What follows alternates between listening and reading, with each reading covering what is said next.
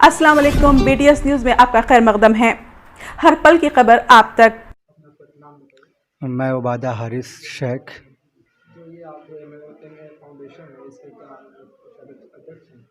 नहीं, मैं सदस्य के तौर पे हूँ यहाँ के। मतलब ये जो प्रोग्राम हुआ है इसके बारे में बताइए।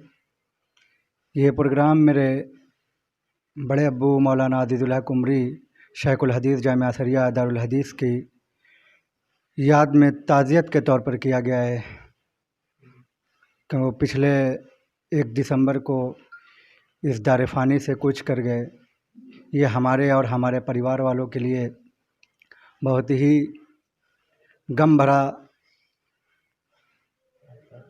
दिन गुज़र रहा है, क्योंकि वो हमारे बहुत ज़्यादा करीब थे। हमें जब भी ज़रूरत पड़ती किसी भी तरीके से, हालांकि हमारे वालिद भी खुद आलिम हैं, लेकिन मुझे जब भी ज़रूरत पड़ती किसी मसले और मसाइल को पूछने और समझने में, तो मैं उन्हीं के पास जाता था। मगर अब वो इस दुनिया में नहीं है। शायद मैं उससे इसके आगे कुछ कहने से कासिर हूँ। उनकी उम्र क्या थी? उनकी उम्र थी 81 साल। हमारा नाम दानिश कमाल है, दानिश असरी के नाम से जाना जाता है। तो ये जो प्रोग्राम हो रहा है ये किस बेस पे हो रहा है? ये गुज़श्ता 1 दिसंबर को शहर के एक बड़े मुस्लिम स्कॉलर मौलाना अज़ीज़ुल हक उमरी का इंतकाल हो गया था। आज का ये प्रोग्राम उन्हीं की ताज़ियत के सिलसिले में मुनक़िद किया गया था। तो उनके बारे में कुछ, उनके जो हिस्ट्री है उनके बारे में कुछ बताइए। देखिए, मौलाना करीब 1938 या 39 में पैदा हुए थे और उन्होंने इब्तदाई तालीम यहाँ के मदरसों से ही हासिल की थी। उसके बाद वो उमराबाद तशरीफ़ लेके दारुस्सलाम उमराबाद में उन्होंने तालीम हासिल की। गालिबन 1964 के आसपास उन्होंने अलीगढ़ मुस्लिम यूनिवर्सिटी से अंग्रेज़ी ज़बान में MA किया और उसके बाद यहाँ पे संस्कृत पाठशाला से उन्होंने संस्कृत की तालीम हासिल की। मेरा ख़्याल है कि शहर में या शहर के आसपास के इलाक़ों में संस्कृत पर इतनी मजबूत गिरफ्त किसी और की नहीं रही होगी जितना मौलाना को संस्कृत पर अबूर हासिल था। बल्कि वो अक्सर मुझसे कहा करते थे कि जितनी मेहनत मैंने वेदों को याद करने में लगाई, अगर मैं उतनी मेहनत करता तो पता नहीं क्या क्या चीज़ें मैं याद कर सकता था। लेकिन एक शौक़ था, एक जुनून था उनके अंदर और उन्होंने चारों वेद ज़बानी याद कर रखे थे। उन्होंने अपनी पूरी ज़िंदगी तदरीस में, टीचिंग में गुजारी। उसके अलावा आपने बहुत सारी किताबें लिखी हैं जिनमें करीब 65 के करीब उनकी किताबें होंगी, जिनमें से कुछ ज़्यादातर शाये हो चुकी हैं। कुछ 10-15 किताबें ऐसी होंगी जो अभी सिर्फ मैन्युस्क्रिप्ट की शक्ल में हैं, अभी शाये नहीं हुई हैं, लिख के वैसे ही रखी हुई हैं।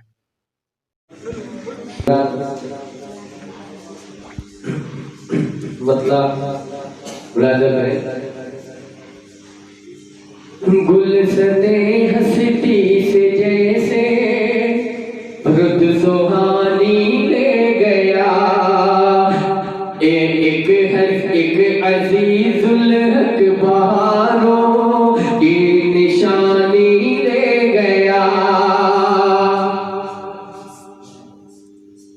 बुलबुलों की ज़मज़मा संजी हुई मालूम है, नागहानी फूल की चढ़ती जवानी ले गया।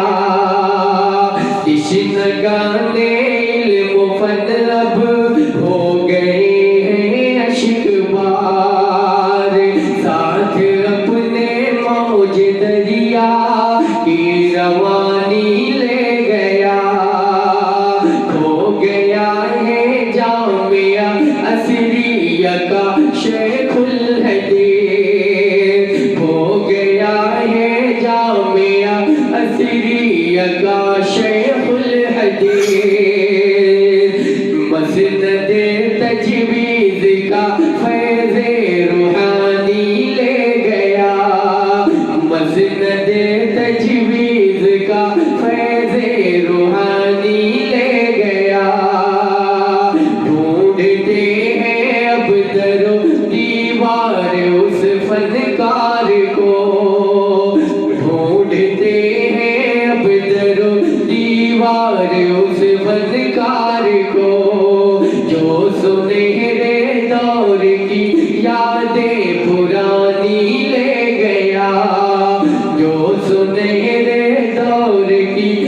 यादें पुरानी ले गया। जिंदगी थी वक्फ जिसकी सुन्नतों तौहीद पर, वो किताबें जिंदगानी की कहानी ले गया। वो किताबें जिंदगानी की कहानी ले गया। खाक सारी सादगी में जो सदा मस्तूर था, खाक सारी सादगी में जो सदा मस्तूर था। लैला हाथे गुलसिता की बागबानी ले गया। है दुआ सालिक किया रब कर इसे जन्नत अता। है दुआ सालिक किया रब कर उसे जन्नत अता। साथ में तात की तेरी कामरानी ले गया। साथ में तात की तेरी कामरानी ले गया। गुलशने हंसती से जैसे रुत सुहानी ले गया। बहुत बहुत शुक्रिया। आज यहाँ नए फाउंडेशन हम और आप इकट्ठा हुए हैं, इसलिए कि गुज़श्ता चंद दिनों पेशतर शहर की एक अजीम अहमी शख्सियत मौलाना आज़िज़ुल हक़ उमरी साहब का इंतकाल हो गया है।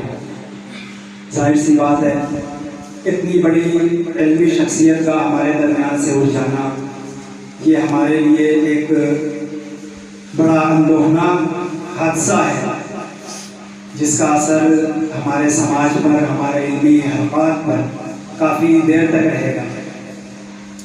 आज उम्मीद थी कि इस नशिस्त में जमाल अहमद साहब हाजिर होंगे, कुछ दीगर लोग हाजिर होंगे, कुछ बातें हो जाएंगी, कुछ मशवरे हो जाएंगे, मुस्तक़बिल का कोई दायरा तय कर लिया जाएगा। मौलाना की कुछ किताबें हैं, उनकी इल्मी खिदमात हैं, इसके ताल्लुक से हमें मुस्तक़बिल में क्या करना है, क्या नहीं करना है, उनकी खिदमात के एतराफ़ की क्या शक्ल होगी, इस ताल्लुक से बातें होनी थी।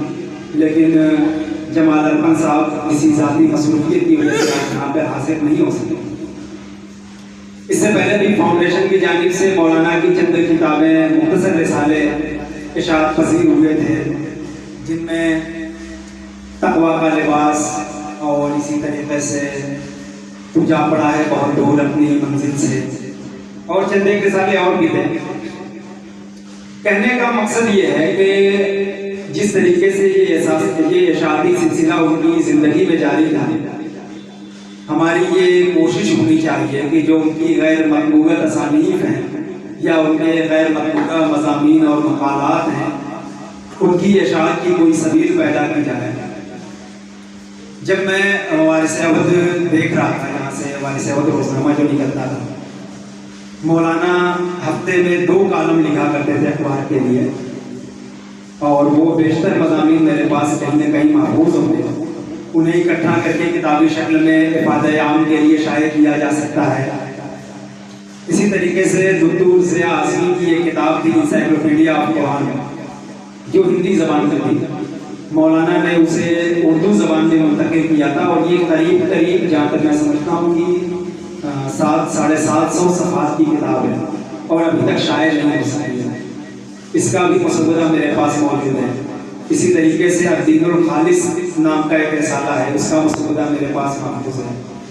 ये तो एक अलग मसला है, लेकिन मैं ये समझता हूँ कि मेरे लिए मौलाना एक मर्जा की हैसियत रखते रहे। हम लोग जब भी किसी पेचीदा मसले में उलझते थे, तो मैं खुसूसी तौर पर सबसे पहले मौलाना के पास हाजिर हुआ करता था और उनसे इस ताल्लुक से इस्तिफसार किया करता था, और हमेशा अपने सवालात के तशरीफ़ बख्श जवाब में लेकर के लौटता था। अब वो नहीं है, तो जाहिर सी बात है उनकी तसानीफ़ और उनकी तहरीरें ही उनकी कायम मकाम हैं, वही हमारी रहनुमाई के लिए हमारे काम आ सकती है। इन तहरीरों को बाकी रखना, उन्हें ज़िंदा रखना और उन्हें लोगों तक पहुँचाना, ये हमारी अव्वलीन जिम्मेदारी बनती है। मैं उम्मीद करता हूँ कि फाउंडेशन और फाउंडेशन के ज़िम्मेदार हमारे तमाम अहबाब इस जिम्मेदारी से बना होने की कोशिश करेंगे और उनकी किताबों की अशात के सिलसिले में कोई न कोई पेशकदमी ज़रूर होगी। इन्हीं चंद अल्फाज के साथ मैं अपनी बात खत्म करता हूँ। अस्सलामु अलैकुम वरहमतुल्लाहि वबरकातुहू। इसी के साथ ही हमारा खबरनामा इख्तिताम पर पहुंचता है। दुआ और उम्मीद यही कि आप जहां कहीं भी हों खैर आफियत से हों, आपकी हर सू खुशगवार हो और हर खुशगवार सू का अंजाम बखैर हो। इन्हीं दुआओं के साथ मुझे और मेरी टीम को दीजिए इजाज़त। सब्सक्राइब एंड लाइक कीजिए BTS न्यूज़ पर। अल्लाह हाफ़िज़।